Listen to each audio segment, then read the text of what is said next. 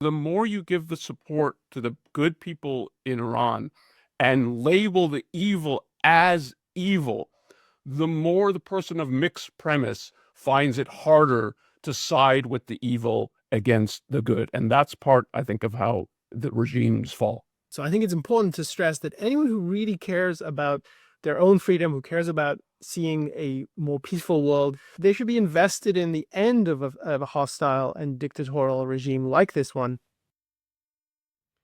Is Iran's theocratic regime heading for collapse? Is this its Berlin Wall moment?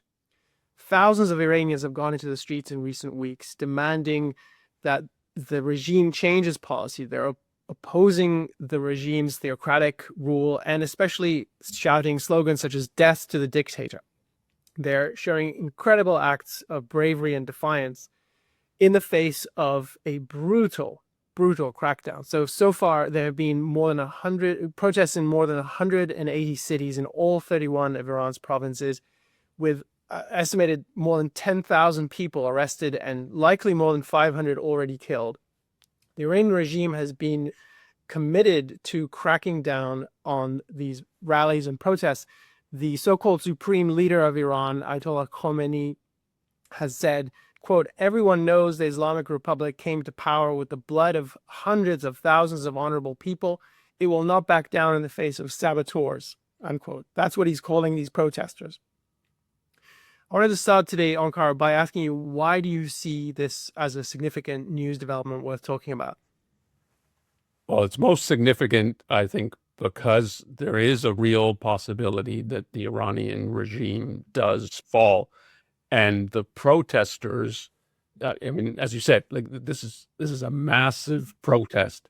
And there's reason to think that the protest might succeed because Iran has been so weakened. So if you think that in the past, so there have been periodic protests in Iran. I think this protest is happening when the regime is at its weakest militarily and weakest economically and weakest morally. So if you think of its losses after October 7th and Israel's retaliation against Hamas, but then Hezbollah, and then also in regard to Yemen, its satellites and proxies have been severely weakened militarily, but there's also a moral dimension to that because what Israel demonstrated is their overwhelming superiority, and not just a military superiority, but a strategy superiority, that they're the thinkers. And anyone can see that around the Middle East. So that there's a demoralization that results from the military losses. And then if you couple that with economically, sanctions and so on have crippled the Iranian economy, and that some of the stories are the protests start around that of how bad the economic situation, the inflation in Iran, but then it broadens to the regime is the problem, and the fact that we have a theocracy is the problem. So these protests, they're mass protests coming at a point when I think it's reasonable to think in its recent history, Iran is at its weakest. And when you combine those two things, I think there's a real possibility that the regime will fall. Some of the commentary I've seen, at least when these protests began in December, is that they're primarily economic reactions. And I think that's credible, at least to the way they began. The reports I've seen is that unlike past protests, which were driven by students and younger people, and then in 2022 by women in particular because of the killing of Mahsa Amini under police custody for wearing her religious veil incorrectly, this protest seemed to have started with people who own businesses, small business owners, bazaar owners, and they're upset with the economic conditions. But I think the right way to see it is, as you were putting it, which is that's one symptom of the problem. The way I think Iranians, many of them are seeing this, is the economic catastrophe that they're living through is a significant part a result of the regime's religious character and its foreign policy. So one of the slogans that came up in the most recent protests, and it's not the first time this kind of thing has come up, is quote, neither Gaza nor Lebanon, I give my life for Iran, unquote. And I think the way this is correctly interpreted is the Iranian regime has invested in Hamas. It has invested in Hezbollah in Lebanon. And as a result of that foreign policy, as a result of being an exporter of Islamic totalitarianism and the violence that wreaks, the Iranian regime is crushing its own economy, partly through its own actions, partly through the sanctions that have been inflicted on it. And the Iranian people want no part of it. They're suffering the cost of that.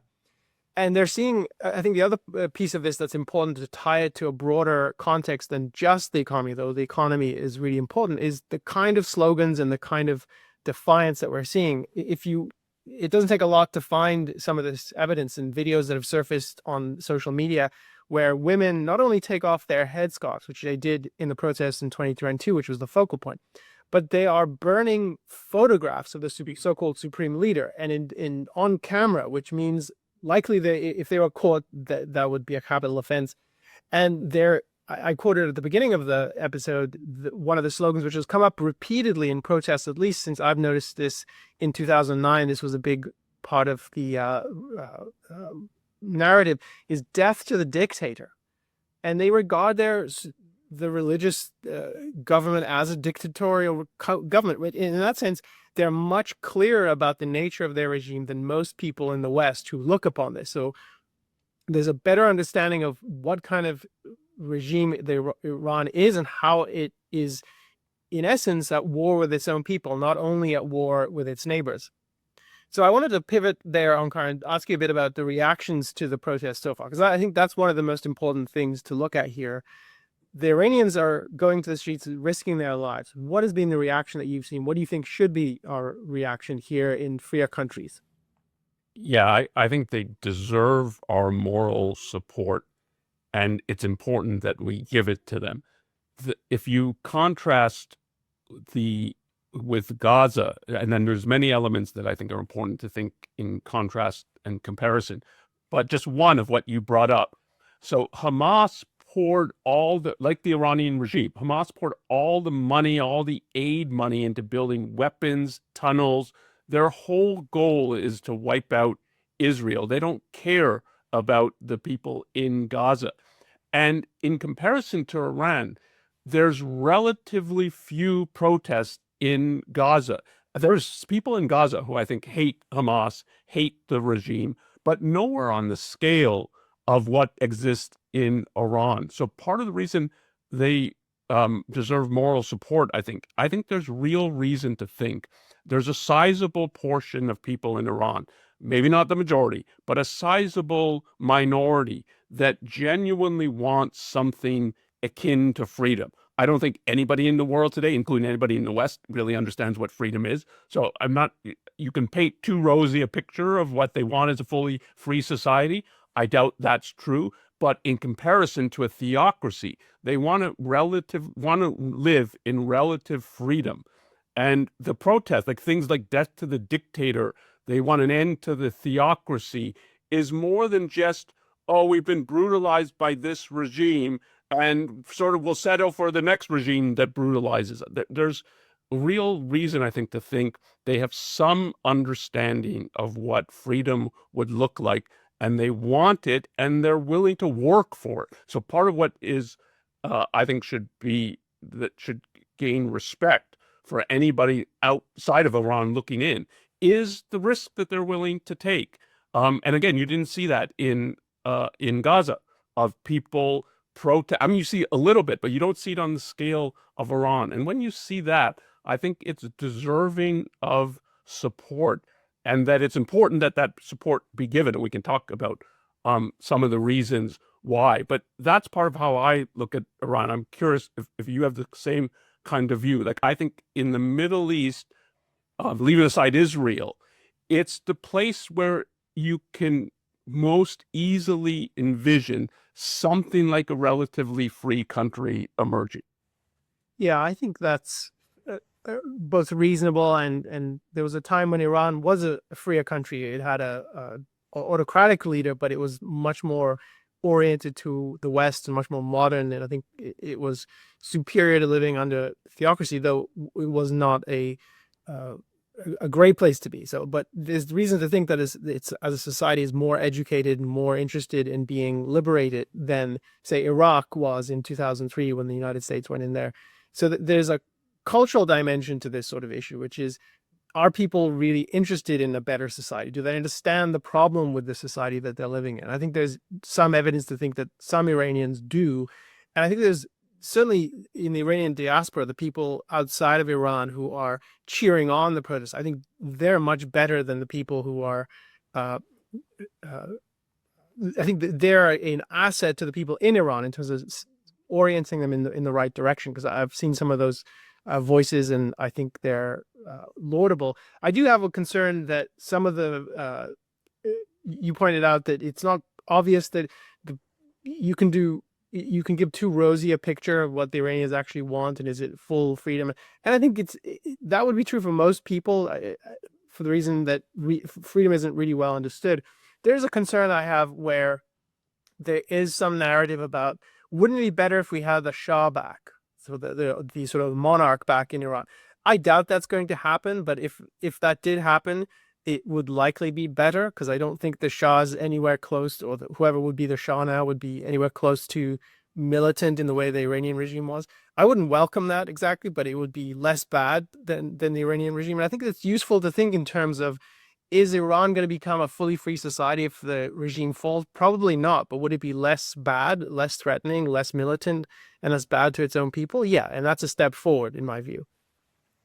I wanted to bring something else up just before I hand this back to you, which is the kind of support that is worth giving. And there's at least two things that that comes to mind. And my view is that people misvalue them. So the two kinds of things are military support, money, aid, technology, sometimes boots on the ground, sometimes you fight in the name of the other people. That's sort of the picture people have since the Iraq War and Afghanistan War.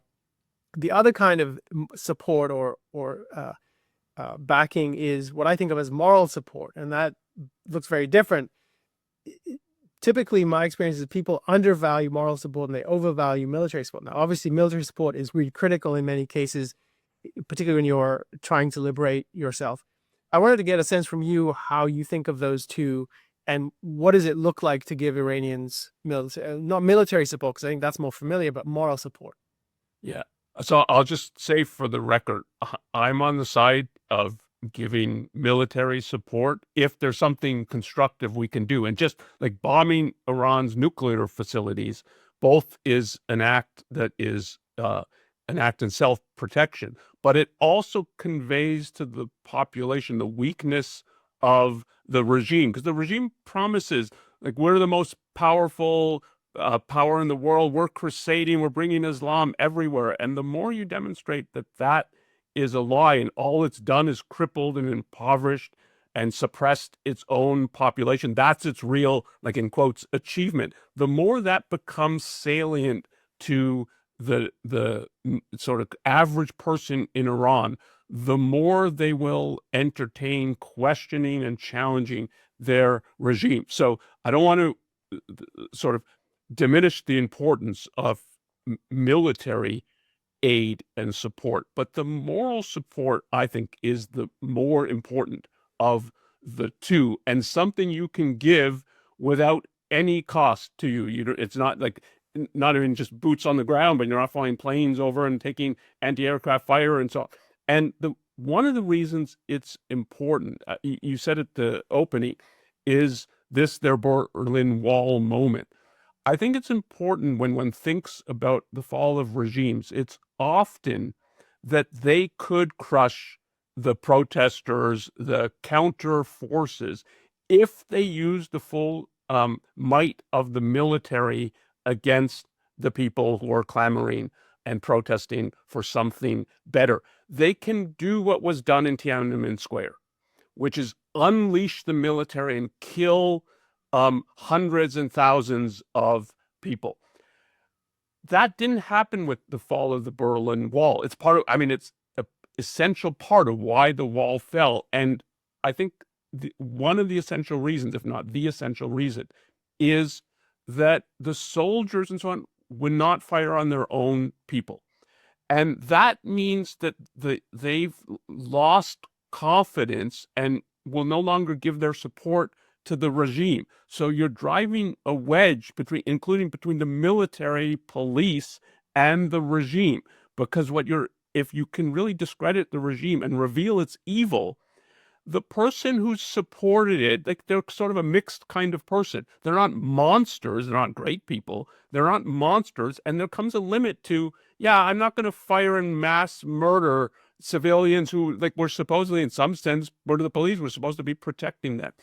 And there's stories coming out of Iran that the regime fears the police and military won't obey orders, which is why they're putting everything in sort of the fanatical revolutionary guard, who in effect are like the Nazis who won't question anything. Any order is, yeah, we'll do it. So that, like that, to me that's part of the signal that the regime could collapse. That if you have enough people in sort of the more ordinary branches of the military and the police who will side with the civilians and not with the regime, that is part of how it will fall. But part of how that happens is the regime gets discredited and labeled by evil. So in effect, these people in part think the eyes of the world are watching us, to take a lyric from a Peter Gabriel song. And that there's a reality to that. If it is, yeah, you will be held morally accountable. And so the more you give the support to the good people in Iran and label the evil as evil, the more the person of mixed premise finds it harder to side with the evil against the good. And that's part, I think, of how the regimes fall. I think it's useful to think about contrast. So there were protests in 2009, the so-called Green Movement, and then again in 2022, which we talked about briefly, where the core of the protests was the treatment of women and the religious subjugation of them. In 2009, under Obama, the response from the U.S., I think, was worse than useless. It was, in fact, an endorsement of the regime. It was a whitewashing of the protests. And as a result, and the reason for that was Obama was very keen to bring Iran to the negotiating table for the nuclear program. And so when the protests happened, the U.S. dragged its feet. It didn't say very much. It recognized Iran's sovereignty and its right to enforce its laws. Look it up and you'll be embarrassed by what was said, even knowing that it was Obama.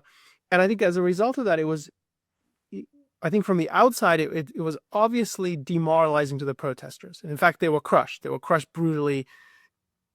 And I've talked to people who were in Iran at the time, and their attitude was, we loved Obama, but he betrayed us. And it was crushing. And it destroyed whatever hope we had. We felt betrayed. And I think they were right to feel that way.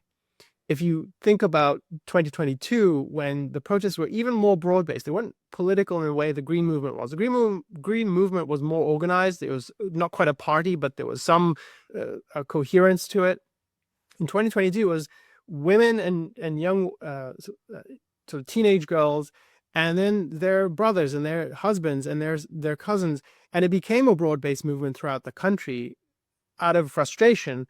And again, I think that this was Biden. I don't think he came close to doing what was needed to give moral support to the Iranian protests. And this was, at the time, the coverage of this was, you could see the flagrant killing of people in the streets, and it was still not enough to move the U.S. to take the minimal actions that I think would be helpful to the brave protesters at the time. And the movement was crushed. It just petered out by the late summer of 2023. So now we have Donald Trump in office, and Donald Trump has asked his advisors for military options, and it's not clear what will happen. It wouldn't surprise me if there was some military action. Trump is very eager to use military force, as we talked about in the context of Venezuela and other places and domestically. And in this case, it could be beneficial to the Iranians for the reasons you mentioned. It would help to discredit the regime. The worry I have is that might happen, but there might not be enough of the moral denunciation of the regime, which is part of what's necessary, as you were arguing just a moment ago, Onkar. I'm curious what you think of the prospects here under Trump. Yes, so it's as you were saying, in effect, it's a low bar given how bad previous administrations have been, and particularly Biden and Obama, how bad, and as you said, which I agree with, it was worse than zero for Obama. It was, in effect, coming across as siding with the regime against the protesters. So viewed from that context and with that very low bar, I think Trump in regard to Iran is much better in the sense that he treats the regime as thuggish and as killing its own people, and he conveys that he has a problem with that. It's not like, if you're thinking what ideally you would want a U.S. president to do, I can think of much stronger moral language, which Trump really can't do because nobody would really believe it. Like, he projects both a thuggish attitude himself, and given like his long-standing admiration for dictators in other places, including in the Middle East, of how he cozies up to Saudi Arabia and so on. The idea that he could say, and anyone would take seriously, that he's against dictators as such and is on the side of freedom, nobody, I think, would and should take that seriously. But in comparison, that there's some siding with the protesters and against the regime, and that is viewed from sort of the other direction. It's like it's a considerable distance positive from somebody like Obama, and that might be enough for the regime to fall, given its weakened state. I don't think it's I don't think it's inevitable that it's going to fall this time. But just as the fall of the Berlin Wall surprised a lot of people, like when it starts to unravel, it can happen quickly, I think. And I think there is a real possibility here. And as I say, I think one of the big things will be, will the government, and particularly the instruments of force, the police, the military, will they in effect stand down, or will they side with the regime? And enough of them stand down that there's that the regime might and its leaders might think will flee rather than fight. And I think there's a real possibility that that happens. I want to talk about the contrasting reactions, popular reactions in the United States and in Western Europe in a moment, particularly given the context of the protests for pro-Palestinian protests since October 7th. Before we get to that, I just want to make explicit something that we've already talked about in some way, and I think it's implicit in the conversation, maybe more so, which is that if the Iranian regime falls, the Iranians will be hopefully freer as a result, whatever replaces it, and that's a good thing for them. I want to zoom out and underscore what was implied in some of what we said already, which would be, it would be good for everyone who's peaceful and interested in freedom in other countries, because the removal of the Iranian regime is a removal of a profound negative both in the Middle East and the rest of the world. It is an exporter of Islamic totalitarianism. It's an inspiring force for that movement, has got American blood on its hands going back decades, and it is a real threat and a menacing force in the region. So I think it's important to stress that anyone who really cares about their own freedom, who cares about seeing a more peaceful world, they should be invested in the end of a hostile and dictatorial regime like this one.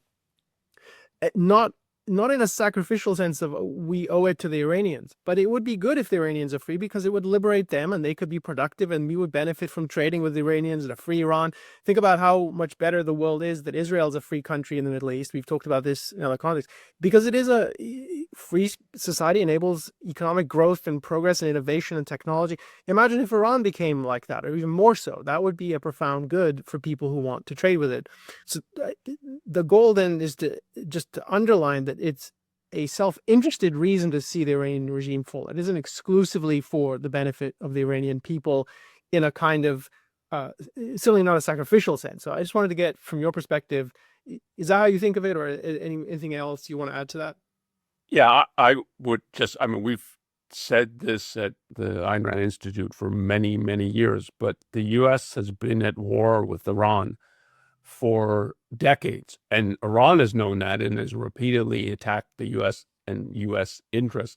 the U.S. has not recognized that fact or is unwilling to face it. And part of our criticism after 9/11 was that the real target had to be Iran. It's the source of Islamic totalitarianism. It's the regime and country that has been at war with the U.S. And unless something was done about that, um, Afghanistan and especially Iraq will be failures. And the failure, I mean, that's what materialized. So it's it's certainly in the interest of the United States and our self-interest that this regime fall. And even if just a more autocratic regime, but less threatening to the U.S., and it wasn't its whole cause is to attack the West and to supplant the West with Islam, it would be a significant step forward in terms of our national security. But as you said, given the fact that there is a possibility of having a relatively free society, it's also in our interest that to see free societies established and prosper around the world. From the negative, they're not threatening, but from the positive, it's you can deal with them profitably, productively. And that is what should be guiding, that kind of thinking is what should be guiding our foreign policy. I want to turn now to this last topic that I've found interesting, and I think it's in some ways a scandal, maybe worse than a scandal, and that is what I think of as the October 7th backlash, or the pro-Hamas protests that happened. And I think that sets a certain context for thinking about Iranians deserve our moral support right now. They're being courageous in defying their theocratic regimes.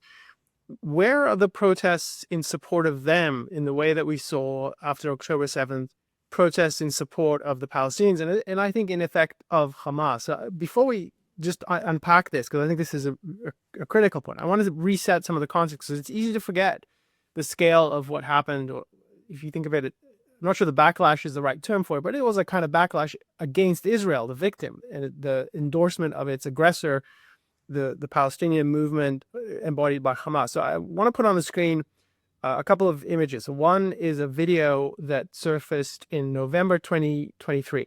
It's from a mass rally in London. It was not the only place where we saw protests in support of the Palestinian cause around the world. London, New York, Berlin, many capitals in Europe. And just watching this brief clip that surfaced from Sky News, I think you can see this was a significant public reaction. And then if you think beyond the initial response, because it wasn't the only place, and it's something that didn't stop in 2023, continued major street protests around the world. You can think about protesters blocking the Golden Gate Bridge, disrupting traffic in different cities to make a point, disrupting graduation ceremonies on campus. And if you think about the campus climate from fall of 2023 onward for about a year and a half, there's another graph I want to show, which is a map of the country that shows protests in support of the Palestinians. And the larger the circle, the bigger the protests. And this is coming from a project at the Harvard Kennedy School called the Crowd Counting Consortium. And you can look at their methodology.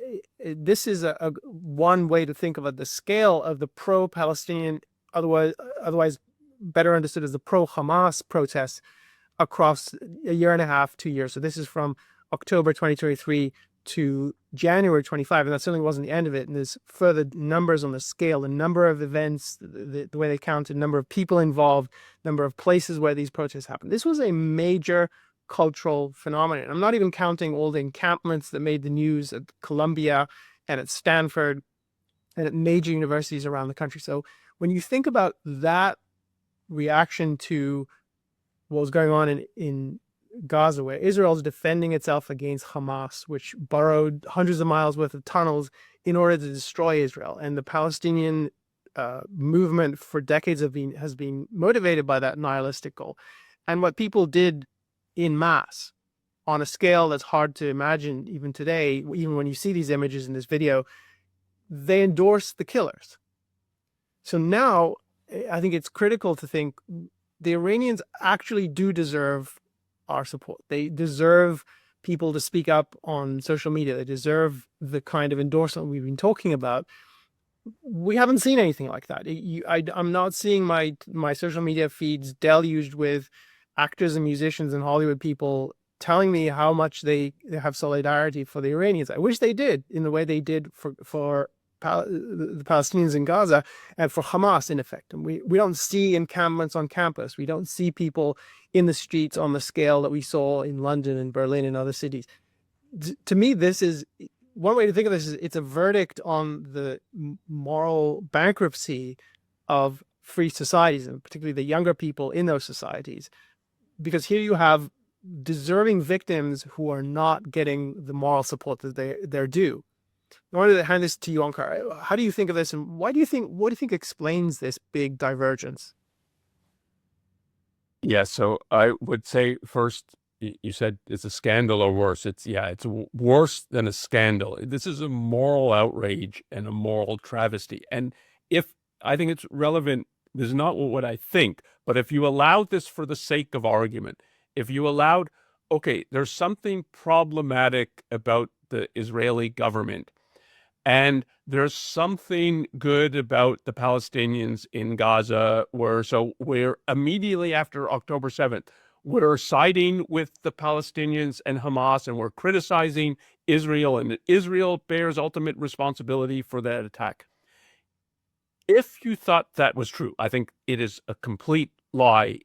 But if you thought that was true, the protesters in Iran are better than the Palestinians in Gaza, and the regime in Iran is worse than the regime in Israel. So even if you thought there's something wrong with the regime in Israel, and I'm going to side with the Palestinians, I think it's crystal clear. It's complete evasion to think that, oh, but the people in Iran, they're actually more peaceful. They did not vote for Hamas. There's reason to think they would not vote for this regime. They want it overturned, so they're better. And the regime it kills en masse its own people and terrorizes them. There's nothing like that in Israel. So if that's your response to Israel and Palestine and Gaza, and you think, yeah, I'm on the side of freedom and peaceful people, you have to be on the side of the protesters and against the Iranian regime. And if you demonstrated in response after October 7th, you have to be demonstrating now for the people in Iran and against the regime. And the fact that you don't see that, and as you said, the scale in which one saw it after October 7th, after Israeli civilians and citizens have been massacred, they protest on the side of the Palestinians and Hamas and against Israel. And now what's happening doesn't warrant protest. It tells you something about their ideas and their moral character. And you put it, yeah, I mean, one way it's like a complete moral bankruptcy. But it's like there's a real evil here. And I think part of the story has to be a moral bankruptcy or worse on the part of our universities. And it's true of the universities throughout the West, but if we just focus on the US. I mean, we talked about this in a previous podcast. The real issue about what was happening on campus was not a free speech issue or students allowed to say this. And so the real issue was, why is this what they want to say? Why are they siding with killers and theocrats and totalitarians and against the freest society in the Middle East? Why is that their immediate reaction? And why is there not really counter protest on the university? And I would include, so there was a little bit in regard to, well, this is anti-Semitic and so on, but of protest against, you're siding with people who are anti-freedom against people who are pro-freedom. Why was that not a real issue on campus, with faculty leading the way of, yeah, these students are wrong? And not, it doesn't even have to be the administration. It could be like a sizable portion of the faculty. We're speaking for ourselves, but we're speaking against the students because they're wrong about this.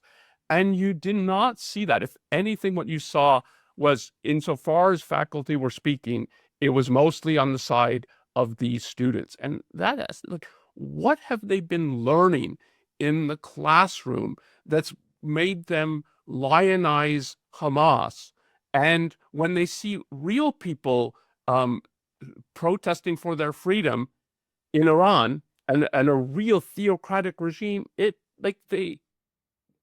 as though it doesn't register. And that's because the issue of being pro-freedom doesn't register for them. It's a masquerade that what they care about is freedom. Do you think it's a sufficient explanation to say that it's hypocrisy? Or because I know hypocrisy, we've talked about this in other contexts and offline, that hypocrisy is a much more interesting phenomenon than people realize, but it doesn't strike me as close to sufficient in this case. I actually think my current view, and I'm thinking more about this, is it isn't hypocrisy. There's not a sincere concern with a value. There's more a desire to see things torn down on the part of the pro-Hamas protests, where what they're animated by is there's something good we want to destroy, something we want to crush and undermine. And so when they see something good again, the Iranian protesters in this case, and so they want to crush Israel, they want to see it destroyed, they're egging on Hamas and Hezbollah and other forces like that. But when they see something positive in Iran, they don't react positively because they're not interested in positives. If they could, I don't think they would literally protest in support of the Iranian regime, but that's where their heart lies. I think if there were any place that could be described that way. Yeah, I unfortunately, I think they've been trained in the university. And it's not like the majority of the university students, but it is relevant that the majority of students don't really push back, and they're not encouraged and led by faculty to push back against it. So I think it is a minority of students, but they think of themselves as having the sanction of morality. We're the ones who care about and are the ones talking about morality. And they don't get pushback about that. And I think, unfortunately, there's a real hatred that they've learned that's been kindled and stoked by the universities. And it is, in the end, a hatred of the West. It's a hatred of the values that come from Greece and Rome.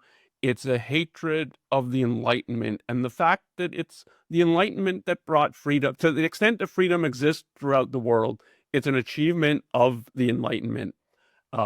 And you can value that, praise that, try to be on the side of that, try to further that, or you can turn against it. And there was in the intellectual world a real turning against the Enlightenment and Enlightenment ideals.